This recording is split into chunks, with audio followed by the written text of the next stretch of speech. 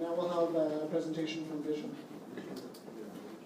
Hi everyone, thanks very much, and it's really a great pleasure for me to be here. It's a familiar location because I worked for many years down the hall when it was the Fishermen's Union, and I've spent many years of my career in the labour movement. My name is Jeff Meggs. I'm running for a third term on City Council with the Vision Vancouver team, and with me today are Nikki Sharma from our Park Commission, who's running for a council spot, Raymond Louie, who many of you know is a longtime veteran of City Hall, and also trade unionist Trevor Lowe, the current Park Board Commissioner, and I'm going to be very brief because I'd like them all to say a couple of words. We're very pleased that you're considering supporting Vision Vancouver again. We feel a strong partnership with the members of Town 04 because we know that without your contribution, the city would function very poorly, if at all. Gregor Robertson, our mayor, has again recommitted to not expand contracting out, to make sure that wherever we can bring in new processes, that members of Town 04 will be there delivering those services in your areas of jurisdiction, fighting to keep things like the P&E functioning well, dealing with free collective bargaining, and we're very pleased that the Labour Council's endorsed every one of the candidates that we've put forward this time. Those values go deep in our organization. We are very committed to our relationship with the trade union movement, and we look forward to expanding and growing out in the years ahead. Affordable housing, investments in transit, expansion of childcare, those are the kinds of commitments we're making, and we hope that you will give us every possible support on election day. So I'm going to turn it over to Nikki to say a couple of words as well. Hello everybody, thanks for having us here today. My name is Nikki Sharma, running for council with Vision Vancouver. I've been on the Park Board for 3 years now, and I've been really proud of the work that we've done at Park Board, not only by expanding accessibility, by increasing the low-income users for our centre. The city has an important role for providing affordable services, but also supporting a really strong workforce. And one of the things I'm really proud of is our commitment to expand childcare spaces. There's already been a 10-fold increase of childcare in the city, and we have a commitment to continue doing that. And that matters to me as a mother living in this city. While I was on Park Board, I had my first child, and I'm experiencing that struggle of living in Vancouver, and happy to support a government and be part of this that's changing that. I'll second Councillor Meg's commitment to our labour force. At the Park Board, we benefit from a really strong and healthy labour force, and we're very lucky to have that. Everybody benefits that with our parks and our community centres, and thank you all for your hard work in that. Thank you. My name is Trevor Lowe. I'm a Park Board Commissioner and the current chair of the Park Board Committee. I'm just very proud of the relationship we've managed to have with QP 1004 and QP 15 over the past 3 years. We've had a collaborative working relationship together where we've protected the jobs that we've had at the Vancouver Park Board, while also making expansion in public union jobs as well, which we're very proud of. One of our biggest objectives at the Vancouver Park Board is improving equity and access for all users, and we've been able to do this through the renewal, the starting process of the renewal of the joint operating agreement with our community center associations. And we've demonstrated that through the new one-card program that we've been able to bring in. And we now have 135,000 people across the city of Vancouver that are on the one card as part of that are enhancing our public recreation system for all people in our city. So we're extremely proud of that, and we're looking forward to a continued collaborative working relationship with QP 1004 moving forward over the next 4 years. So thank you very much.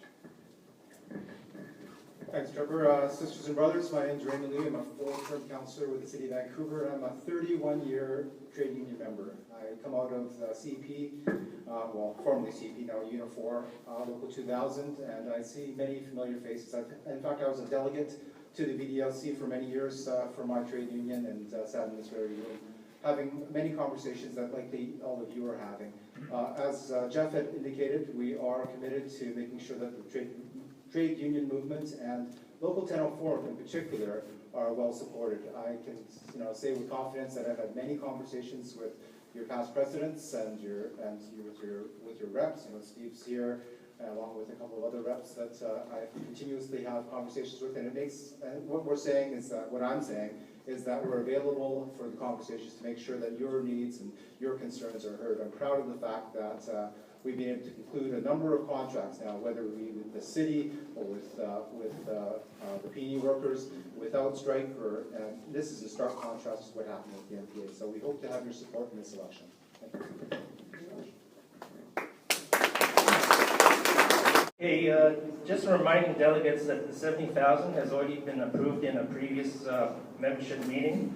So basically, the committee had to divvy up how I thought would be fair to all the parties, and also an amount set aside for like, oh, I'm sorry, again. I move that the recommendation 2 be accepted. Thank you. Second, okay, discussion, go. Okay, so, yeah. Okay, so we had to put some money aside, obviously, for book offs, right? So, I mean, we've had a history of having activists work on the campaigns for the civic elections. So we're putting in $10,000 to that, and also $8,000 in like a media campaign that we'll do. But we do have to have a meeting of the committee to decide, like, you know, where we're at in terms of the materials. So we're a little bit behind on that. We should be working on that. So those numbers are before you as is. As I had said again in the previous time, we feel that, you know, we want to see vision in there, obviously, and that's where the bulk of the money is going. We're also putting in a little extra for One City because they're a brand new party, and we feel that they may grow to the point where Cope will no longer be around. Because I know that a lot of the Cope people have gone to One City, so that's why there's a little more money there for them as well. And you know, I don't really know. I mean, I honestly think that we have a lot of time left from now till the elections, that we can get some ask some hard questions of Vision and make sure that, you know, we will protect the interests of our services. So yes, we haven't asked those questions yet, obviously, because it's still early in the campaign, but we certainly will have to nail them in terms of protecting our jobs and trying to have as little contracting, try not to have any contracting happening in, you know, our campaign. Because I know that there was some discussion, I can't remember which party had said that they weren't endorsing any contracting out, but, you know, keep that in mind. You know, there are parties that say they're not going to be contracting out. Thank you. Okay, is there any further discussion? Just to clarify some of the discussion that happened around the money breakdown. So we took the total amount, if you don't mind, Frank, I'm just going to ask. Go ahead. We took the total amount that we had to work with to improve by membership. For the book off, what we wanted to figure out is what would be a reasonable amount of time, given the fact that people have jobs and can't just leave their jobs for long periods of time. And also the election period is fairly short. I mean, we knew this was coming now, so we've got barely 5 weeks left. So we took what we thought would be a reasonable amount of time, took the average amount of wage for a CP1004 member, and then figured out about how many weeks worth of book off we thought members might ask for. Of course, if members don't request book off for this, then we thought we could revisit that and maybe either go a little bit harder on more media campaigning, or perhaps revisit donations, perhaps to parties other than the current ruling party. In terms of how we broke it up with the parties, I'll be frank, that we looked at the vision money because the object is to keep the NBA out of this election, okay? And frankly, also, if you look at the actual policies of the Green Party, they're fairly conservative fiscally around spending, so also to try and perhaps displace council power.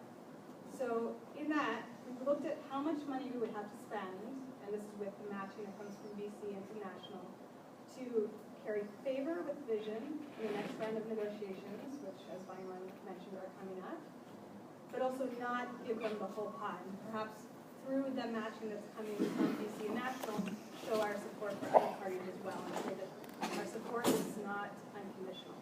So, and then the rest of the money was split up, again, based on where we thought parties might grow or their potential to perhaps influence whoever the ruling government is.